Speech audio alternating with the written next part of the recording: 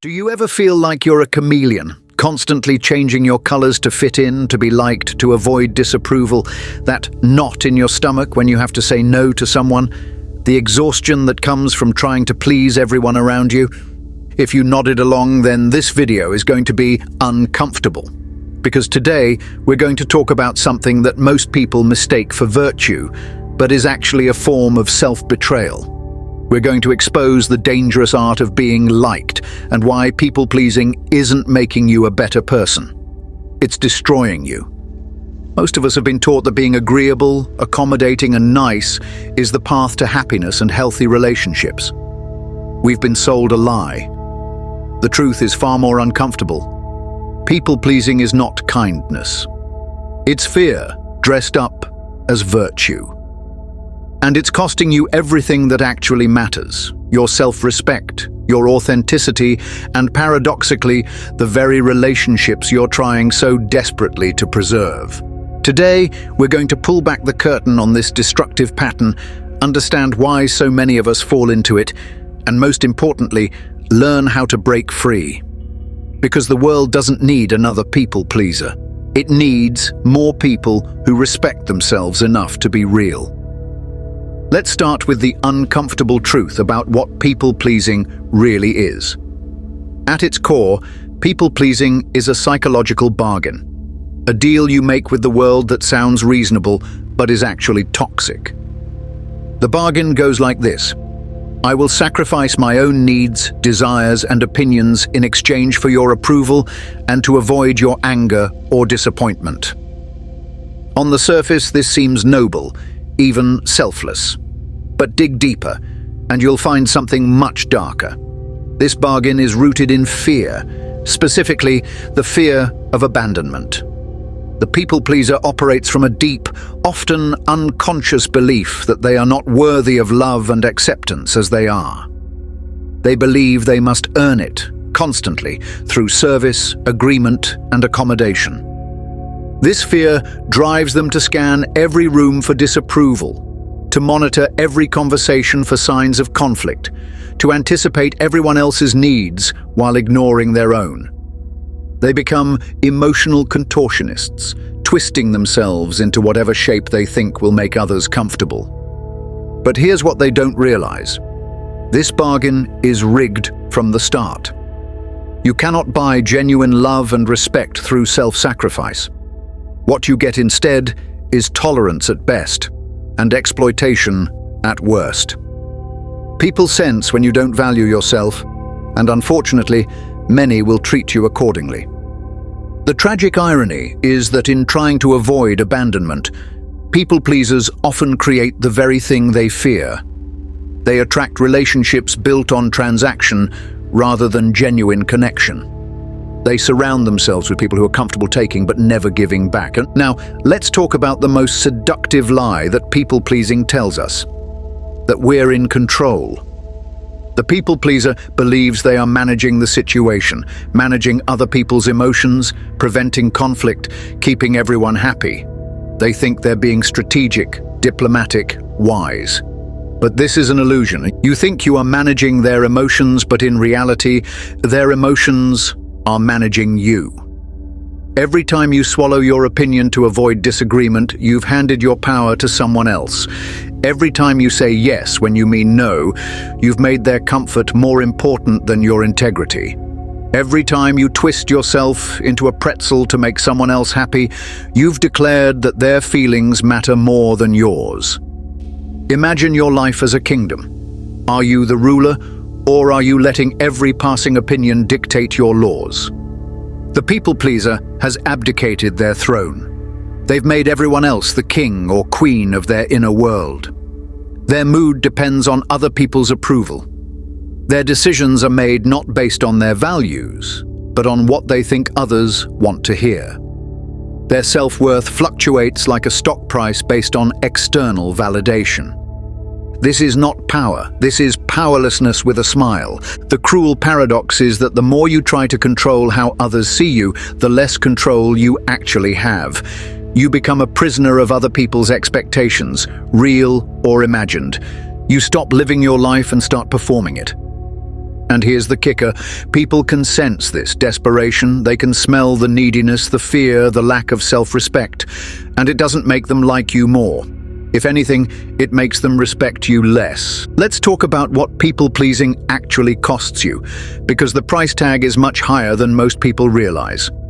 First, there's the slow poison of resentment. When you constantly sacrifice your needs for others, when you say yes to things you hate, when you bite your tongue instead of speaking your truth, that frustration doesn't just disappear. It builds. It festers. It turns into a quiet rage that colors everything you do. You start keeping score. You become passive-aggressive. You do things for people, but with a bitter heart. You give, but you give with strings attached, even if you don't admit it to yourself. After everything I've done for them becomes your internal refrain. Second, you lose yourself. When you're constantly adapting to what others want, when your opinions become whatever you think people want to hear, you start to forget who you actually are. Your authentic self gets buried under layers of performance and accommodation. You become a hollow person, pleasant on the outside but empty on the inside. You have relationships, but they're relationships with your mask, not with you. And deep down, you know it. The loneliness of being surrounded by people who don't really know you is profound. Third, you attract the wrong people. People pleasers are magnets for narcissists, manipulators, and emotional vampires. Why? Because these people can sense someone who won't enforce boundaries, who will absorb their bad behavior, who will prioritize their comfort over their own well-being. Meanwhile, healthy people, the ones who would make good friends, partners, and colleagues, often find people pleasers exhausting or inauthentic. They want real relationships, not transactions. Fourth, you become complicit in your own disrespect. The world doesn't respect those who don't respect themselves. When you consistently signal that your needs don't matter, people believe you. They start treating you as if your time, energy, and feelings are less valuable than everyone else's. And finally, you model terrible behavior for those around you, especially if you have children. You teach them that love is conditional, that their worth depends on their ability to make others happy, that their own needs and desires are selfish and unimportant. This is the high cost of being nice, and you think you're being virtuous, but you're actually participating in your own destruction. So what's the alternative? How do we break free from this destructive pattern? The answer lies in understanding what healthy boundaries actually are and why they're not just important. They're essential for any meaningful relationship. A boundary isn't a rejection of others, it's a declaration of self-respect. Boundaries are not walls to keep people out. They're not about being mean, selfish, or uncaring. True boundaries are actually an act of love, both for yourself and for others. They're a clear statement of your values, your limits, and your worth.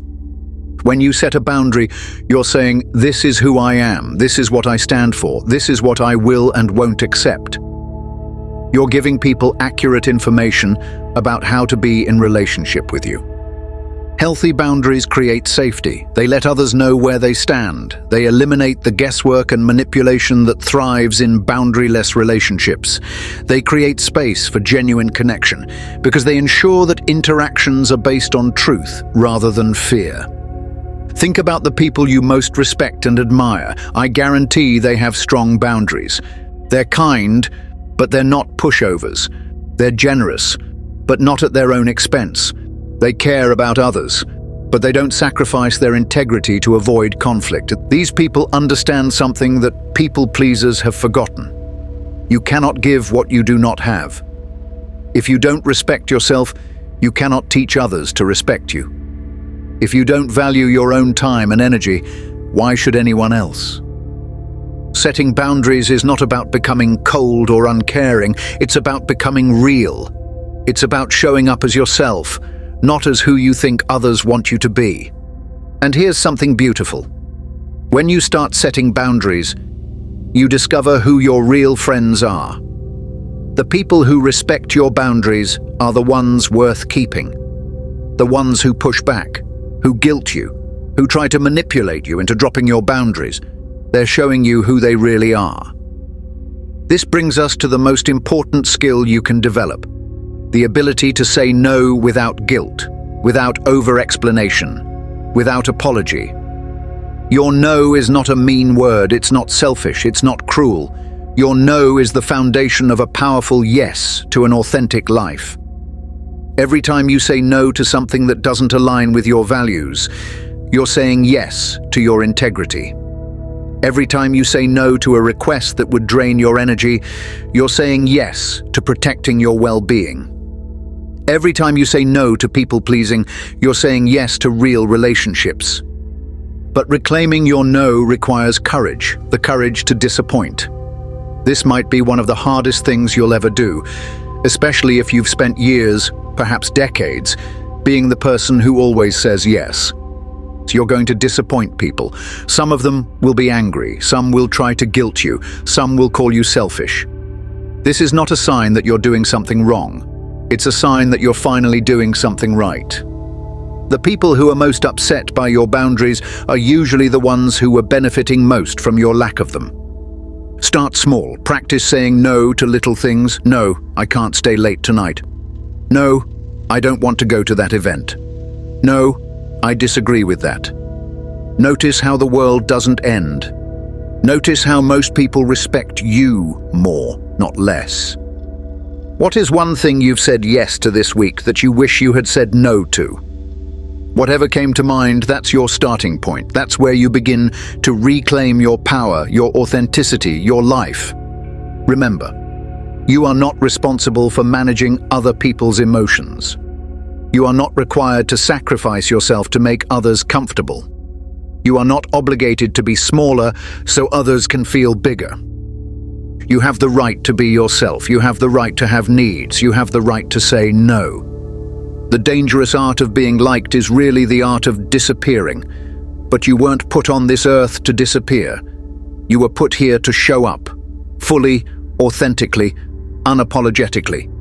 It's time to stop being afraid of being disliked. It's time to start being afraid of losing yourself. Your authentic self is waiting. It's time to let them out.